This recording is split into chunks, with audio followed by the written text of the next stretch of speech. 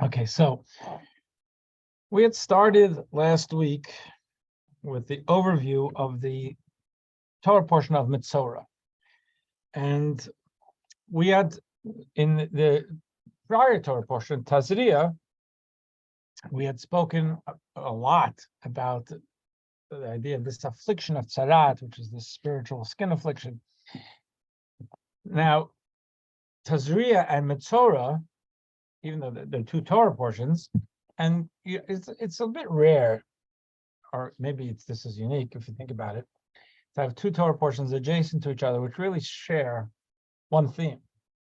And to a great extent, they'll say 80% of it, 85% of it, whatever it is, both Tazria and Mitzorah are about this Tzarat affliction. Tazria is more about how it comes about, it's diagnosed, and Mitzorah focuses more, at least in the beginning of it, about how that is, what's the process of it, healing it. But Mitzorah itself means Mitzorah is a human being. The name of the Torah portion is Mitzorah, a human being who has Tzarat. So they're identified by it. They're a Mitzorah, a person with Tzarat. And we started speaking about here, and let's just go back a little bit, one or two beneath the two bullets. It says, in addition, the sages of the Talmud say that Messiah's epithet, I don't know, I probably wouldn't use the word epithet, but there's a label for the Messiah, for Mashiach. In the Talmud, it says he's the Mitzorah, the house of Rabbi Yehuda the prince, because Rabbi Yehuda, the prince was from the house of David. He represented the house of David, even though there was no royalty in his time. And the Mashiach comes from the house of David, and so therefore he is the Mitzorah of the house of Rabbi Yehuda the prince, who was a contemporaneous to this comment, and it really means of King David.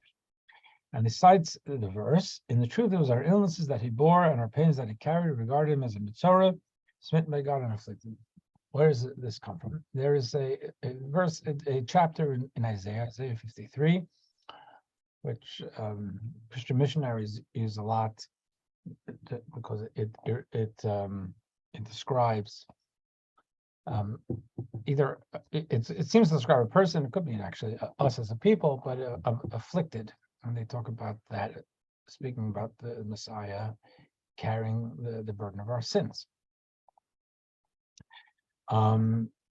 There's truth to that is a reading, not truth that it refers to. So they say it refers to, but the idea of the Messiah carrying, not so much carrying our sins, but suffering, bearing suffering, to be able to absorb it so that it not go to the people. That is certainly one kosher reflection of Isaiah 53, of that the Mashiach will be, because Mashiach is a leader, and a leader cares about the people, the leader absorbs, to the extent that can be done, the pain of the people, and shields them from that. Can I ask a question? Sure. So this sounds like a very Christian notion of Messiah. Yeah. Now I'm wondering, so it's one thing to bear the pain of the sins of the people, in the sense that you see how awful it is and you suffer the pain of seeing how much the generation has fallen. In bearing these pains, is the Mashiach also purifying the generation?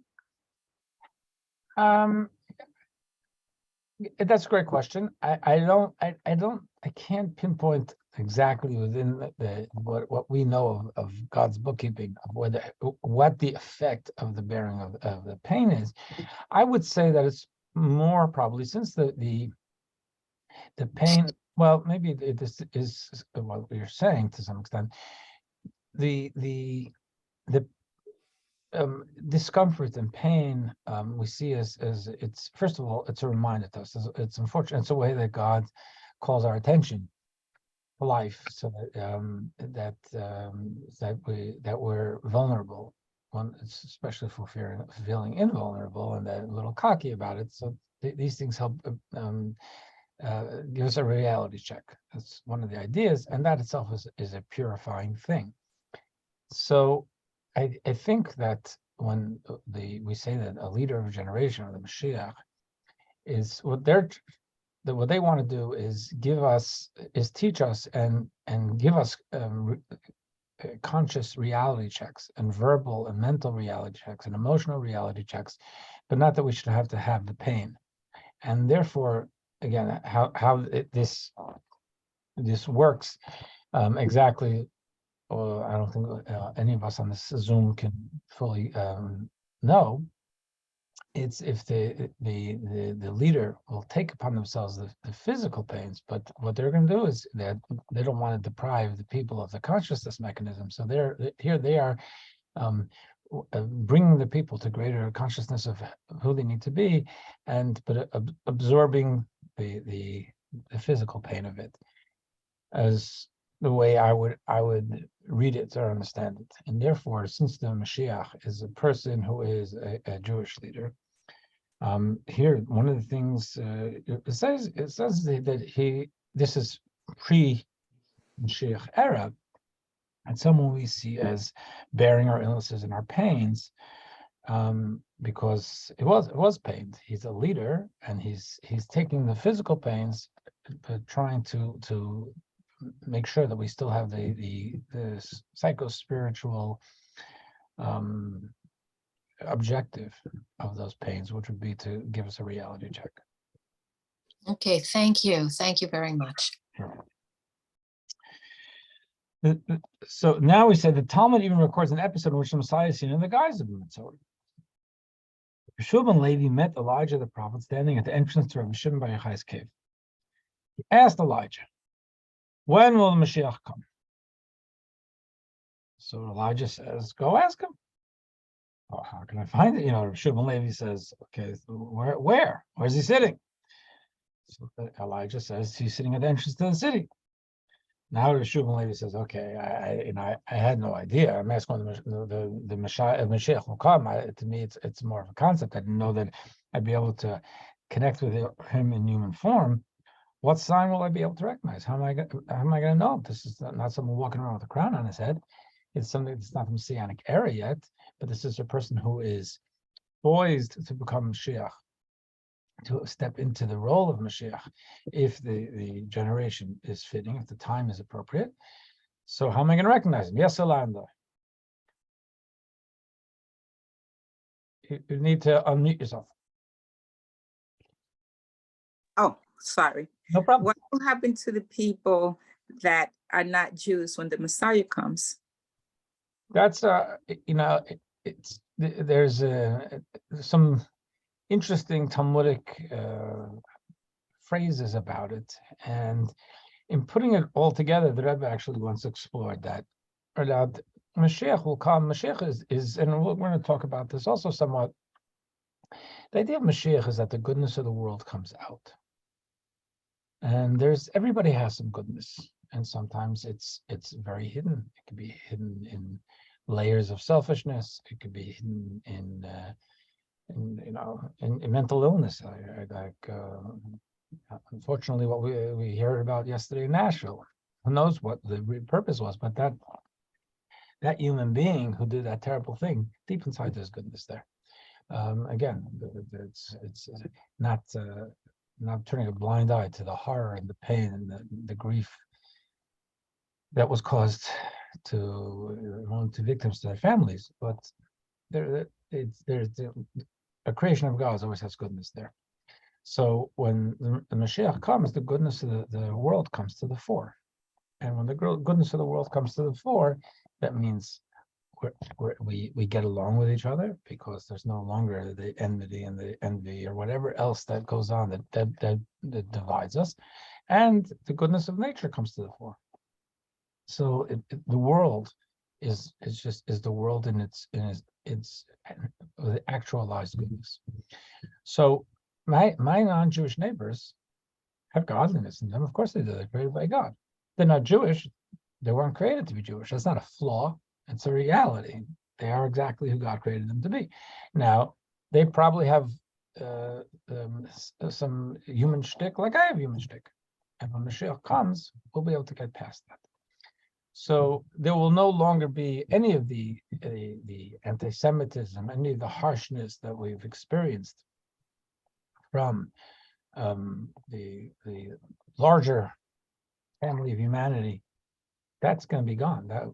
And the languages, it'll be destroyed. That'll go up in smoke because the goodness comes to the fore. But the non-Jewish world will experience a Mashiach world like Jews will. They will be actualized non-Jews and will be actualized Jews. Thank you. Sure. Okay. So he says, what sign will they be able to recognize the Mashiach? So Elijah says, Mashiach is sitting among the destitute people afflicted with tzarat. So tzarat was, it was a real bummer.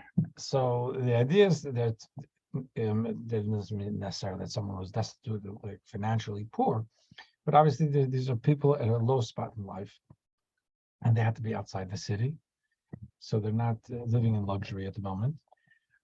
And the tzarat would have, there would be sores, and someone brought up with there was physical pain. Here's one of the places where it could seem so.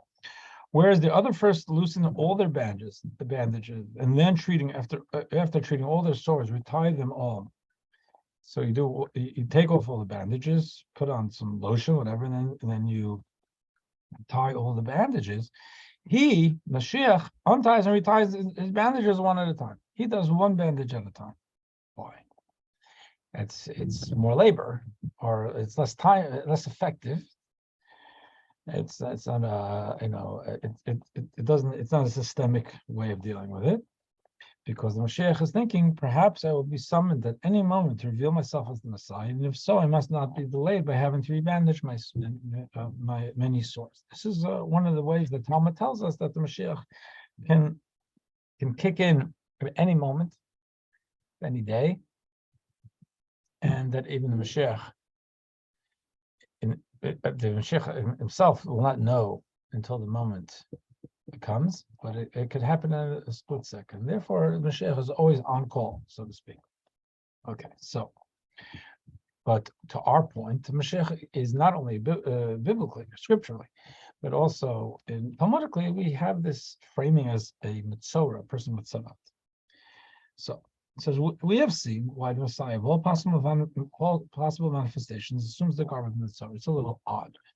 But what it had said earlier, when we read about the spiritual dynamics of mitzorah, one of the things that we had said, the way it was framed, is that spiritually speaking, a tzaras is like it's an eruption. Something's going on beneath the skin, and now there's an eruption of a sore.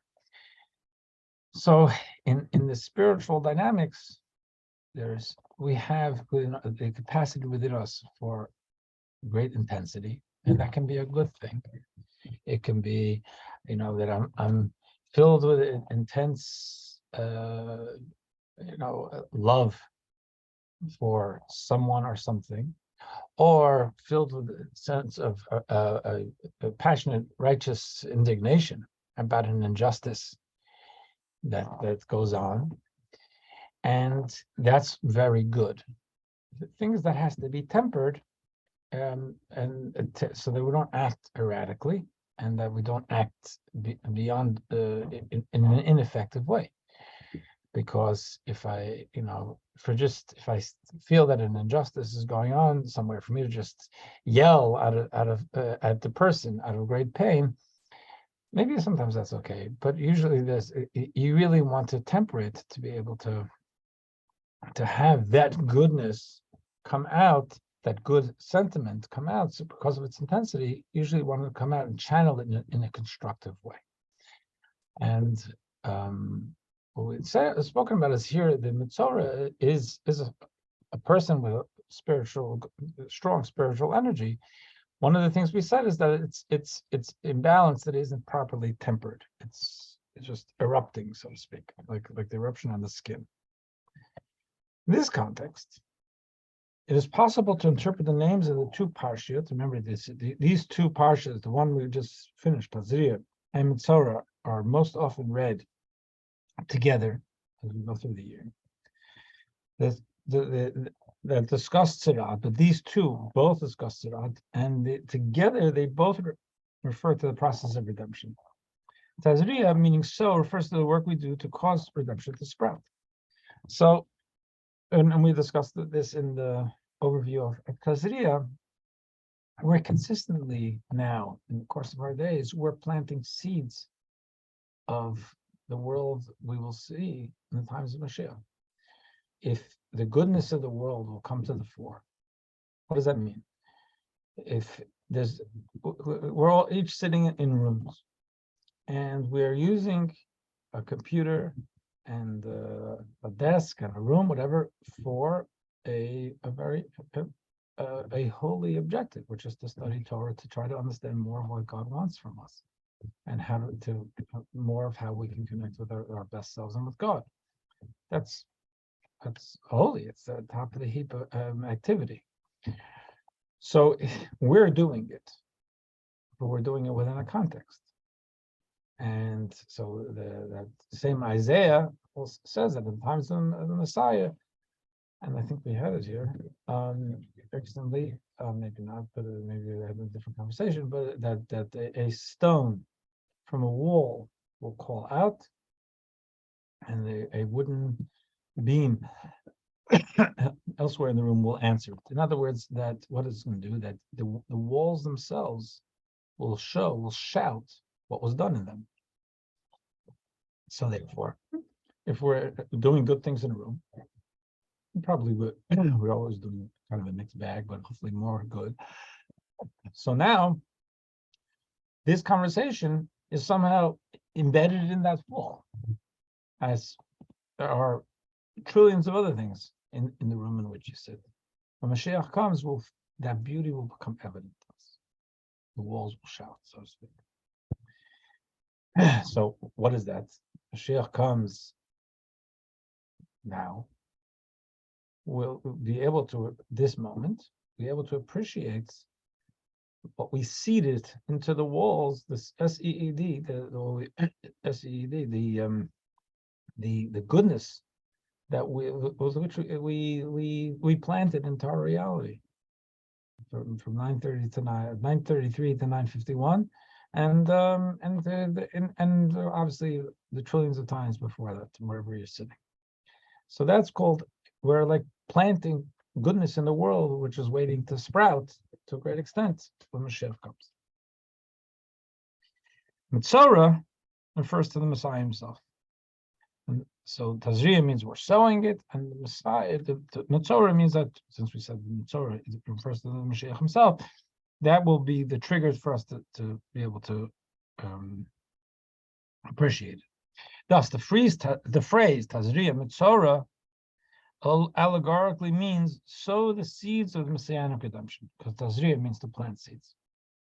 In the next case of the woman, is that she conceived a child. There was not a seed as in agriculturally, but a seed of creation. Okay. In most years, the two parshiyot of Tazria and Mitzorah are combined in the public reading of the Torah in the synagogue. In the allegorical context just mentioned, this teaches us that we must view our efforts to refine the world through studying the Torah and fulfilling its commandments, not only as ends unto themselves, which they most certainly are, inasmuch as we are constructed to fulfill God's commandments out of devoted obedience, but also by the means by which we hasten the advent of the Messiah. We must not dissociate our Tazir, our soul, from Torah, its Messianic goal. So this was something that what I experienced, as the Rebbe was talking about in such an emphatic way, 1988, 89, 90, 91, 92, until the stroke. Mashiach is bread and butter Judaism. So anybody who's engaged in Judaism, 3 days, 3 times a day, you're praying, and then you express Mashiach. But Mashiach was one in a general sense, because obviously no one knows exactly what each individual is thinking. In a general sense, Mashiach was more of a distant concept for most of the Jewish world, even the observant Jewish world. Rabbi Joseph Telushkin, who's a very prominent rabbi, and I don't know exactly how he would label himself today, but he certainly was raised in an Orthodox home, and he went to Yeshiva Flatbush. He writes in his book Jewish Literacy, I think it was, so many years ago, but he writes that Mashiach, because he has like, it's like an encyclopedia, and he goes through, he has different captions. So in Mashiach, he said that it's the Messiah, the redemption, and he said from his observation, the Jewish world, it really was a total aside. It was not seen as a reality. And he writes that Lubavitcher Rebbe, tried to make it a reality, because obviously it's meant as a reality. Torah is not just giving us some distant poetry. It's Torah clearly talks about it as a reality, but people didn't take it as a reality, probably because of the suffering of millennia. It's like, right. Let me know when it happens. But the Rebbe saw it and wanted us to see it as a reality. And one of the things that the Rebbe taught me, taught everyone, but one of the things that I learned very much from the Rebbe's talks in those days was this point, because the Rebbe was saying, you think you're studying Torah, you're lighting Shabbos candles, you're putting tefillin, you're preparing for Pesach, all those are good things, and Mashiach is a concept. So Mashiach is not a concept, Mashiach is the objective. And therefore, in our minds, of course, you're not going to be thinking about Mashiach a whole day, but we are much of our day thinking about who we need to be. And we are thinking about the things we're doing, and the things we need to do, and our responsibilities. Said all of those, it's not just lighting Shabbos candles, it's lighting Shabbos candles to help bring Mashiach. It's lighting Shabbos candles to plant the seeds of the Mashiach world. It's putting on tefillin to be able to bring a Mashiach world. He said it's not about, it's making sure that it's not just another Torah concept, but it is the objective that the Torah has for us, exercises with an objective. So we're not only focusing on the details of the exercise, but also keeping in mind what the objective is. So we want the Mashiach to become much more central to our thinking, and that's what he's saying. They're saying over here, we must not dissociate our sowing from its messianic goal. Moreover, we should ideally envision our efforts and their goal, living our lives according to the Torah's dictates and messianic redemption, not as two separate entities, but as one continuum. Living the Torah life leads organically into the redemption, and the redemption is simply the fullest flowering of the Torah and its commandments that we knew during our exile. And it's just more of what we can call an organic outgrowth of our lives. It's not, Mashiach is not coming from Mars, and it's not some distant thing. We believe that there's goodness in the world and godliness in the world, and we're plugging away at touching it and increasing it, and then there will be a time when the goodness will finally break free and show itself, and that's called the Mashiach era. Torah of the Messianic future will be the same Torah we now possess. The only difference being that its innermost dimensions will finally be fully revealed to us. Similarly, in the Messianic future, we will continue to observe the Torah's commandments only in their fullest scope, both quantitatively, as those commandments that can be performed only when the temple stands and only when the entire Jewish people have settled in their homeland, become once again practicable, because there's so much of the Torah we can't do. So now the Torah has re-expanded to what it should be. So that's a shift in Mashiach. And qualitatively, as reality sheds the gross materialism that presently conceals most of the divine revelations that result from observing God's commandments, including the innate materialistic orientation of our own consciousness, which will be replaced by heightened divine consciousness. So there will be mitzvahs, which we can't do now, which will all of a sudden become kickback in. And then there's the things we do are going to be, we'll be experiencing them differently. We can light Shabbos candles this past Friday night, and it's a cosmic mitzvah, and I hope it was meaningful to everybody. But in the Mashiach world, it's going to look very, very different. Yolanda, are you asking something now? I can't. Or is that still from last time? Oh, I guess it was from last time. I thought I took it. Okay, no problem. Just want to make sure. Okay. Sorry. Okay. I do have a question though, Sure. since we paused anyways. So I think I mean, I always remember also learning that as you're reminding or learning us that we're still gonna light candles and that, but they always say like Purim is the only holiday that we celebrate right after Mashiach comes. But then I think I heard, I can't, and I'll remember where, when later, but that actually we still do we're still going to be celebrating all the holidays. You might have said it. It's just, it won't have like as much impact, like the mitzvahs won't have the same role, but we still will go through the rituals, which I hadn't heard before, but except for Purim. So that's a good question. So it doesn't say that about Shabbos. It says about the holidays. Okay. And so if I spoke about practicing the holidays after Mashiach comes, that would I didn't mean that would have been. It might not have been you. Yes, because I said about doing now to prepare for Mashiach. We're preparing for Pesach. Right. Okay. So it's no, not today. You didn't, but I just meant at some point. But yeah, it does say in the Talmud that all of the holidays will fade, except for Purim, and it means that the holidays are consciousness mechanisms, and they will be like a match in a bonfire. So it will lose its necessity and individual significance. It doesn't mean it's, at least from some perspectives, it doesn't mean that there will no longer be a Pesach, because the Torah says it, and we're not saying that the Torah is going to fall away. But it, like you said, maybe you heard that from me or from someone else. Its import in our consciousness is not going to be the same, because we're not going to need that boost. But the idea of the mitzvahs, it doesn't seem to be that if there is a mitzvah in the Torah to eat matzah on the 15th of Nisan, which is the date of Passover, it doesn't seem to be that that's not going to be, or there's and it certainly in the literature, it seems that there will be a Passover offering even when Mashiach comes. Okay. Yeah, I'm still wrapping my head around that. So we still get to go through do the things, but even though we've already achieved the Messianic age, but right. Rabbi Cook, yeah, okay, first chief rabbi of Israel, felt that the offerings at the time of Mashiach would only be from agricultural, not that, which totally works for me. But I wouldn't say that's a dominant view.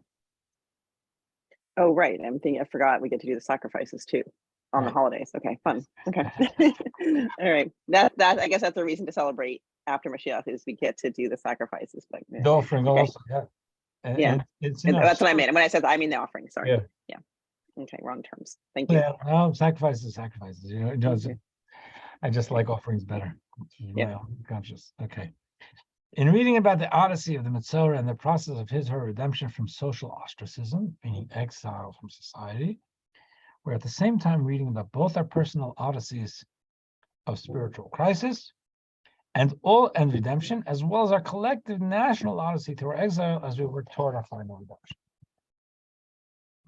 So this is the overview of a spiritual rhythm to Tazria and Metzora, the planting of Mashiach and the actualization of Mashiach, who is both scripturally and Talmudically referred to, at least at one point or another, as Metzora Samah Tzarat. Now we do the Torah portion. So we spoke about someone having Tzarat, and the Kohen sees it and diagnoses it, and has to, if it fades, we'll declare them pure. So God spoke to Moses saying, Following is the law regarding the procedure that must be followed in order to rid the person afflicted with tzara'at of his or her defilement. So what happens on the other end of it? How what do we go through in order to declare healing?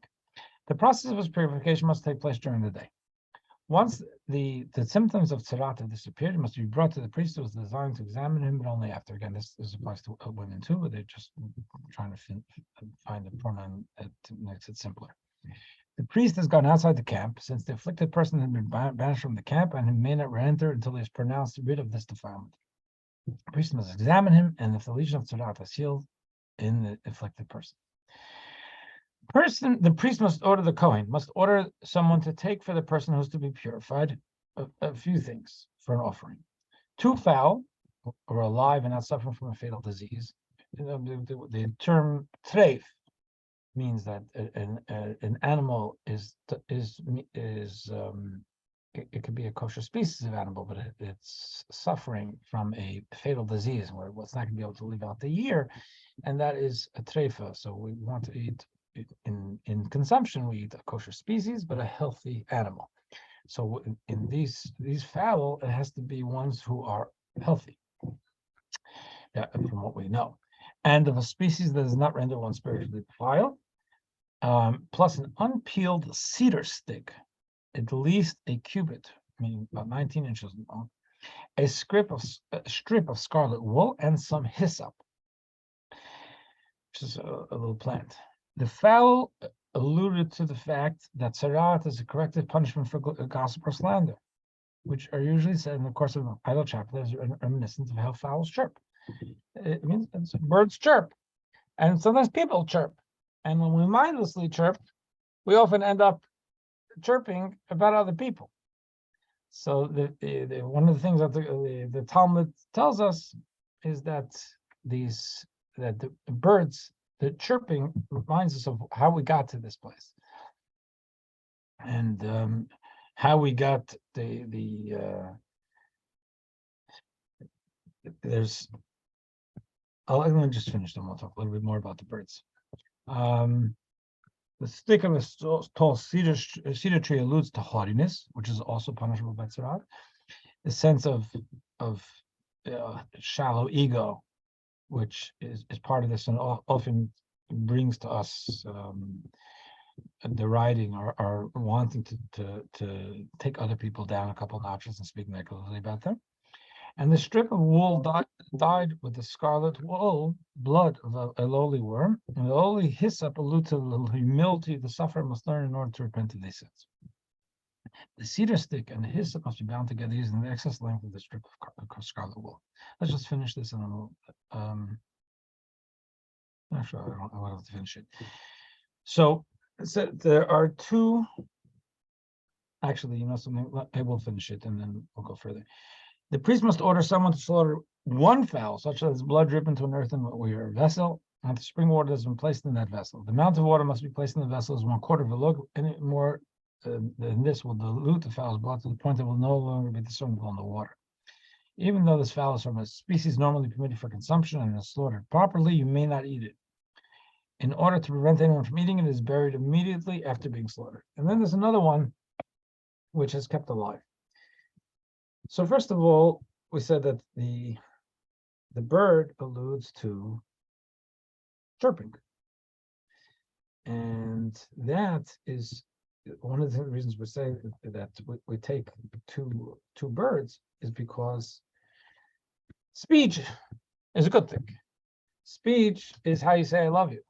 Speech is how we and learning how to communicate is not just saying I love you, but maybe being able to say adequately and full-bodedly and with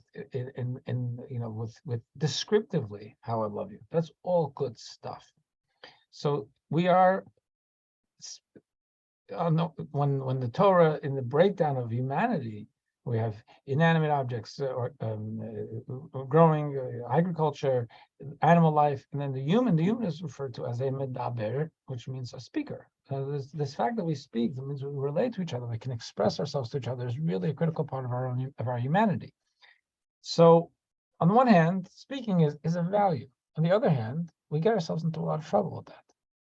And the Talmud says that, that when a rabbi says, I grew up amongst wise people and I learned lessons. And one lesson, a lesson I take with me is that there's nothing better than silence.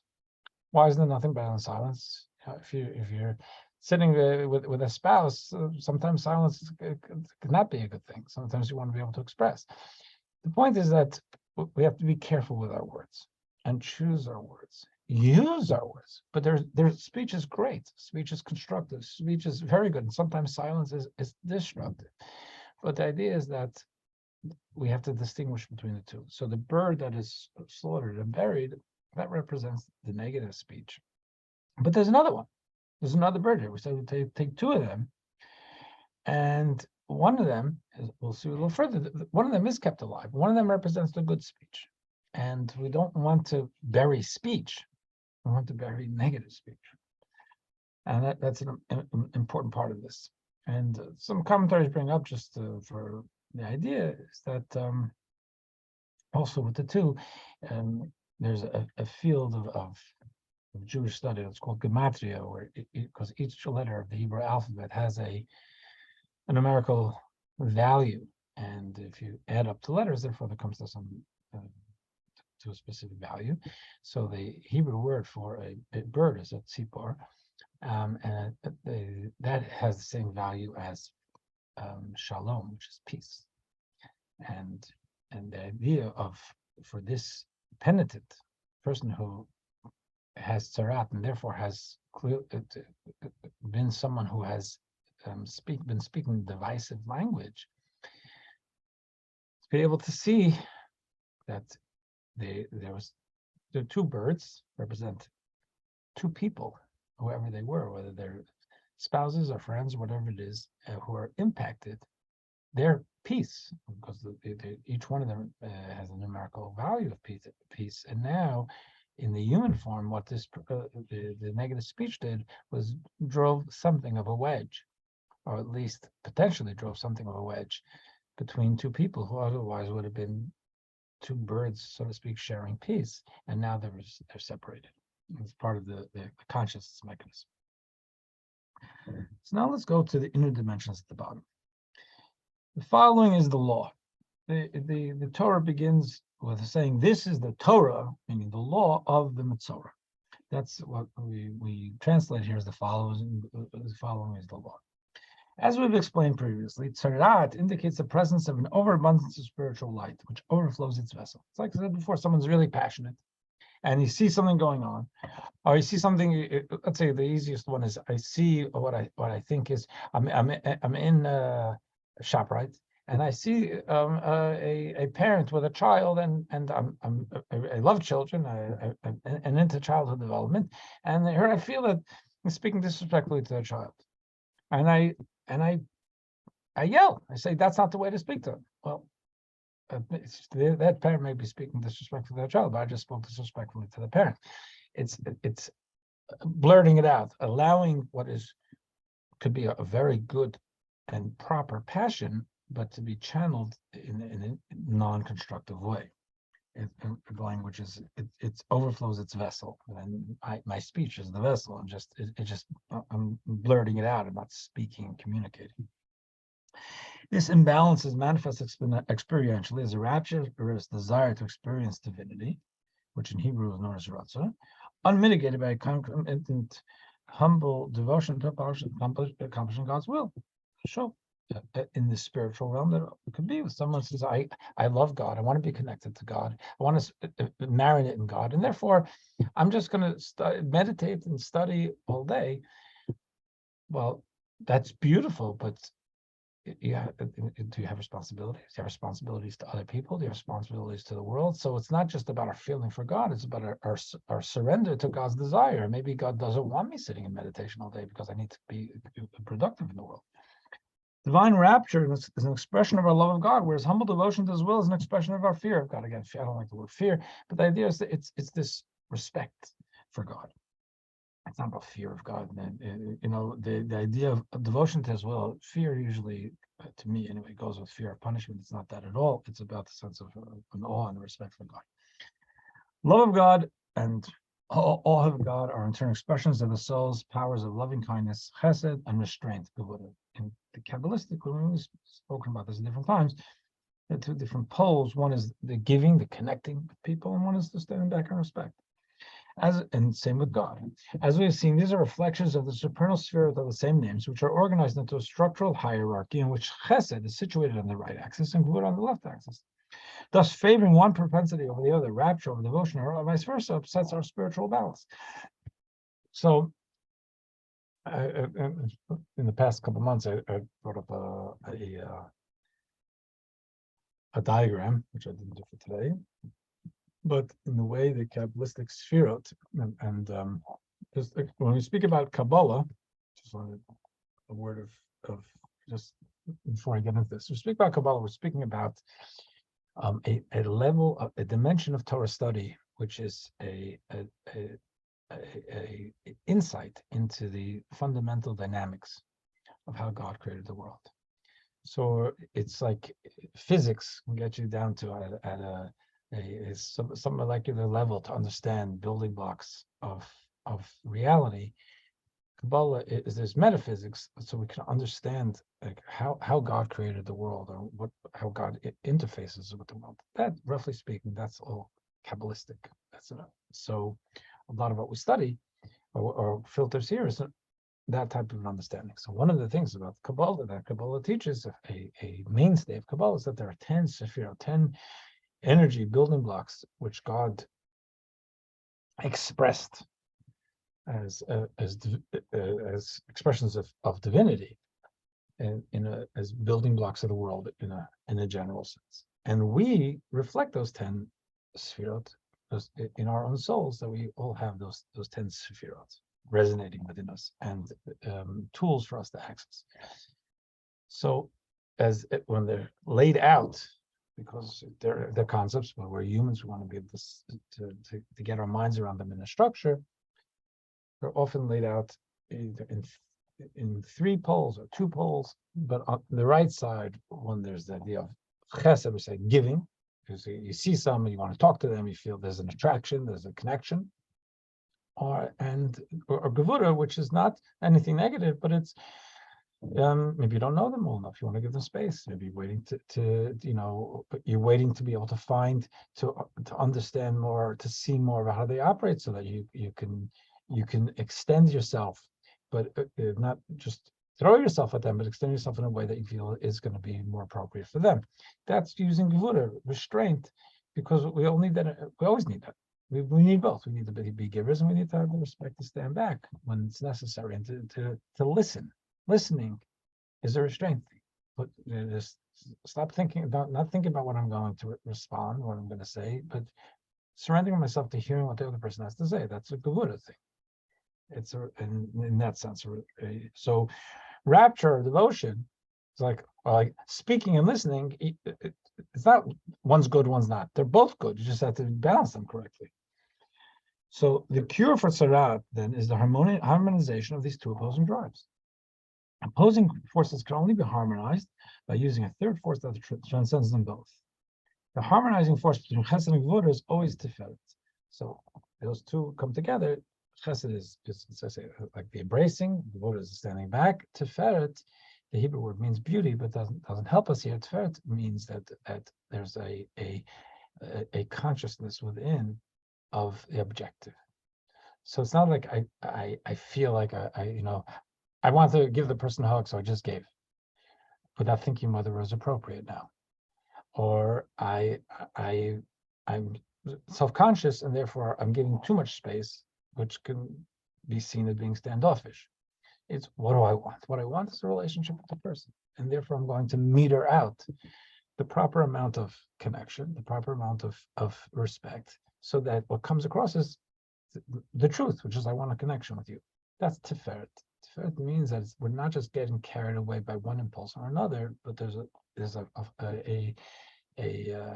a controller, an internal control mechanism, a third element, which is this tiferet, just to make sure that this isn't about me getting swept up in wanting to talk to the person or getting, intimidated by and not talk to the person, but I keep my eye on the ball. I want to connect with the person. Therefore, I'm going to need to use both my chesed and my gvura.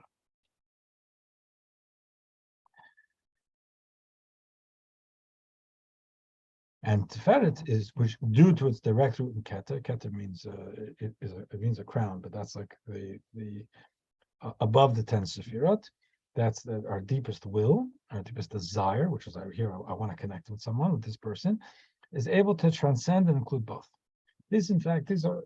I mean, this is a mouthful of Kabbalistic ideas. We can unpack these for many weeks, but if there's any, I'm trying to do my best with giving a thumbnail. If there are any questions, please ask.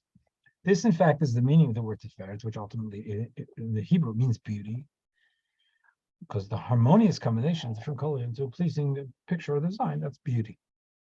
Okay. Now, take this to a different place. The sages teach us that the world metaphorically stands on 3 pillars: study of Torah, the offerings, the sacrifices, which means prayer nowadays, and acts of loving kindness. These 3 pillars correspond to 3 sefirot of Tiferet, Gvura, and Chesed, respectively. In other words, here there is the idea of prayer is me kind of connecting with God and kind of unplugging from my normal human life and way of thinking to get into a transcendent place. The idea of loving kindness means that I'm not in a transcendent place in which I'm very present to know what people need and I'm connecting now. So one is kind of going upward and one is kind of is very much engaging in the world. So those are 2 poles, and Torah is balance.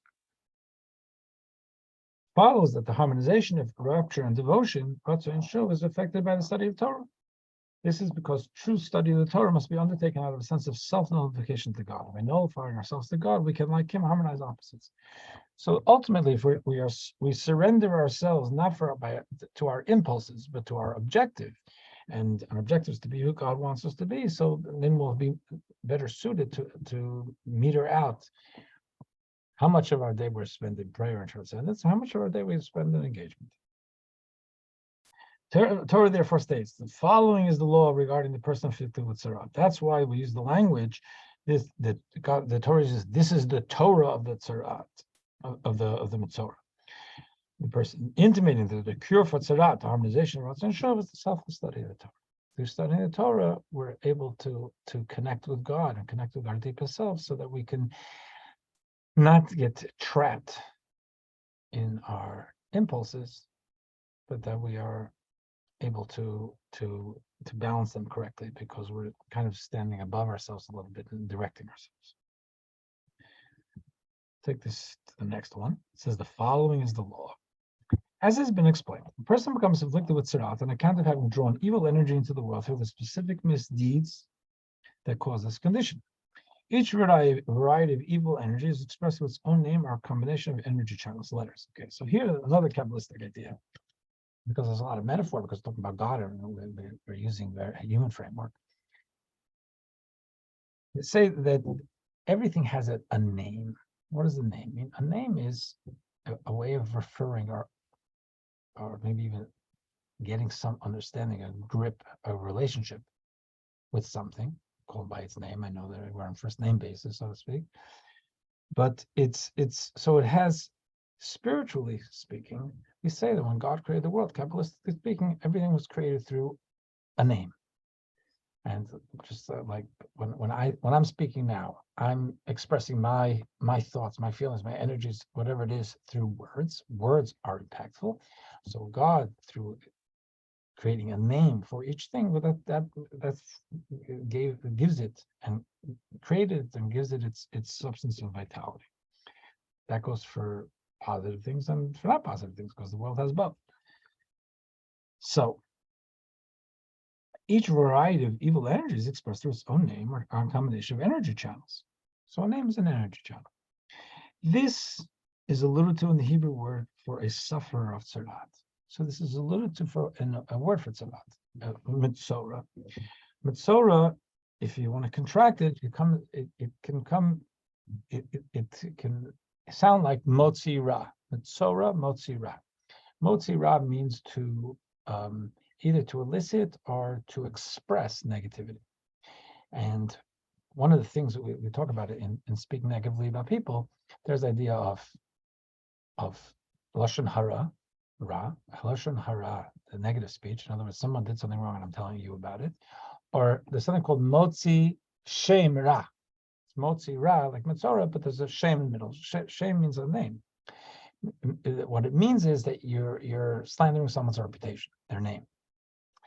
But metzora, so here the Hebrew refers suffer as sarat, which can be read as one who elicits evil names. Okay, or what it really means is more expresses slander, expresses something to ruin someone's name. Or here it's you're creating, bringing out negativity. We're eliciting negative energy in the world. The rectification of this multiplication of evil in the world is accomplished through its inverse, through drawing positive, holy energy into the world by studying the Torah profusely.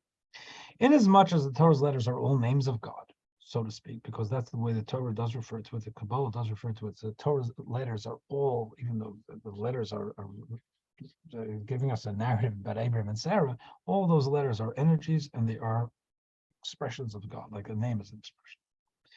Meaning they're configurations of holy letters, these being channels of holy energy. The influx of holiness into the world affected through the study of the Torah counteracts the influx of evil that produces tzarat, replacing the destructive evil names with constructive divine names. So if there are, Kabbalistically said, there are channels of energy, there's channels of holy energy and channels of unholy energy. And what we've created by speaking negatively is channels of negative energy. The way to blunt that is to create channels of positive energy. How's that? Through Torah. And that's what we say. This is the Torah of the Metzora. In other words, that the Torah is the way to, when we start talking about the healing, the way the Metzora is healed is through Torah. This reality is alluded to in the opening phrases of this parsha. The following is the law, literally the Torah, to cure the person afflicted with tzara. However, in order that our study of the Torah, page 105 on the right side, indeed elicit divine energy and infuse it into creation, we must study it with pure motives, fulfilling God's will and disseminating divine consciousness. Therefore, it must be brought to the priest. The person, he or she, must be brought to the priest, the Kohen, because the Kohen personifies the sphere of Chachma. We've spoken about that yesterday. It's the first glimpse of inspiration, consciousness. That's it, and that is something where there's a surrender, where we're in receiving mode. We have an idea. Those inner dimension, the corresponding soul attribute is self-nullification, which is what we call bittul in Hebrew, self-nullification. Let's just get a little bit more in here. As for the top, verse 6. As for the live fowl, the priest must take it along with a bundle comprising the cedar stick, the strip of scarlet wool, the hyssop, and dip the bundle along with the live fowl into the blood of the slaughtered fowl that previously dripped onto the spring water. He must then sprinkle some of the solution of blood and spring water adhering to the bundle of fowl 7 times upon the back of the hand of the person being purified from tzara'at, and he will thereby begin to purify. The priest must then send the live fowl, remember I said there's a second live fowl, into the open field. This fowl is permitted for consumption if it's subsequently caught. He lets the bird go. Someone catches it, they can eat it. But the imagery is one is slaughtered and buried, and one goes forward. 2 different types of speech, as I mentioned before. 8. The person being purified must then immerse his garments in a mikveh. So there are a few steps here. You take clothing and you put it into a mikveh. That doesn't happen today. Shave all the hair on his body with a razor, even those parts of the head that are normally forbidden to shave, because for a man, certain parts of the are forbidden to shave with a razor, the parts of the face, and immerse himself in the water mikveh. So if there's clothing in the mikveh, shave, and then go into the mikveh, and he will thus be purified. Be purified to an additional degree, although not yet completely. After this, he may enter the camp, but he must remain outside his personal tent. In other words, he may not engage in marital relations for 7 days. Okay.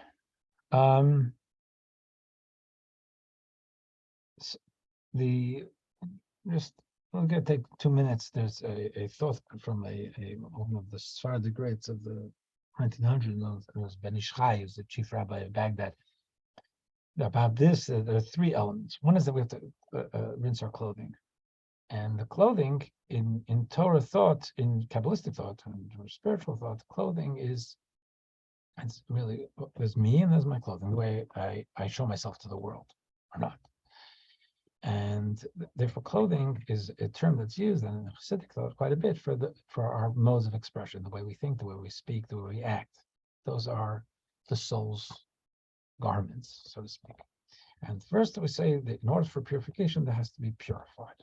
We have to think about how we emote, immerse. And as the Ben Ish Chai points out, if you have, if it's muddy clothing, you can rinse off the bigger chunks easier, but then you probably need to go at it again to get the second layer and the little specks. And here we're talking about the immersion. So we try to look to truly cleanse not only the things that we know about are unavoidable for us to see in our own behaviors, but to try and get down to a speck level. The idea of all the hair on the body, we spoke quite a bit about the hair. He has a bit of a different take on it also, is that each hair has its own, what's called pore.